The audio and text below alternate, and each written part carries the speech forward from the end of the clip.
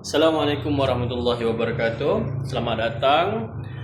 Saya nak share sedikit masalah biasa datang kedai ni adalah sejuk.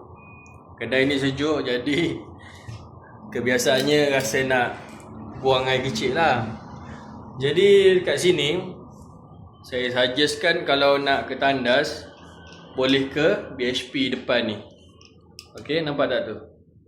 BHP Batu 16, boleh ke tandas sana.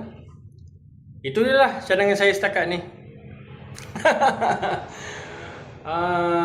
Yang terbaiknya settlekan dulu hajat, and then datang tempah barang.